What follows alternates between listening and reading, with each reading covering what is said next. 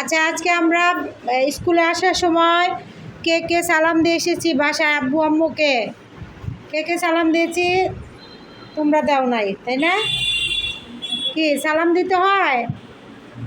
সালাম দিতে হয় আসার সময়। ওকে। আর যারা দাও নাই তারা কি করবে? স্কুল ছুটির পর যখন বাসায় যাবে তখন কি করবে? হাত নামাও, তখন কি করবে? সালাম দিবে। আর যার অভিভাবক স্কুলে নিয়ে আসে, যখন স্কুল থেকে চলে যাবে তখন তাকে আমরা কি করব? সালাম দেব। রাস্তাঘাটে মুরব্বীদের সাথে দেখা হলে আমরা কি করব? সালাম দিব। রাস্তাঘাটে মুরব্বীদের সাথে দেখা হলে কি করব? সালাম দিব এবং কি করব? দোয়া চাইব। আচ্ছা, এবার বলো তো, আমরা উপরে উঠতে, ধরো সিঁড়ি দিয়ে উপরে উঠতেছি, এরকম উপরে উঠতে গেলে আমরা কি বলবো? আল্লাহু আকবার বললো। আর যদি নিচে নামার সময় সুবহানাল্লাহ বলবো, তাই না?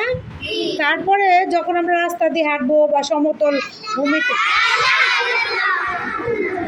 ভেরি গুড, লা ইলাহা ইল্লাল্লাহু মুহাম্মাদুর রাসূলুল্লাহ। আচ্ছা, আমরা যখন কোনো ভালো কাজ করব বা ভালো যে কিছু নিব বা করব, তখন আমাদের কি করতে হবে? ভালো কি ব্যবহার করতে হবে? ডানকে ব্যবহার করতে হবে।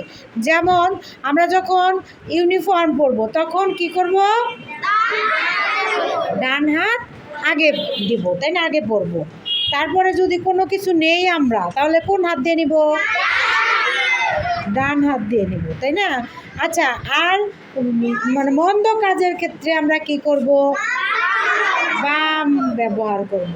আচ্ছা, তাহলে আমরা যখন পোশাক খুলবো স্কুল থেকে গিয়ে, তখন আমরা কোন হাত আগে খুলবো? বাম বাম বাম পাশ আগে খুলবো। টয়লেটে যাওয়ার সময় আমরা কোন পা আগে দিব? বাম পা আগে দিব। আচ্ছা, বলো তো, আমরা ঘুমানোর সময় কি করব? ঘুমানোর দোয়া পড়ব। তারপরে হচ্ছে আমরা যখন এই খাবার খাবো তখন কি করব? হ্যাঁ, দোয়া পড়ে খাবো, তাই না? দোয়া পড়ে আমাদের খেতে হবে। তাহলে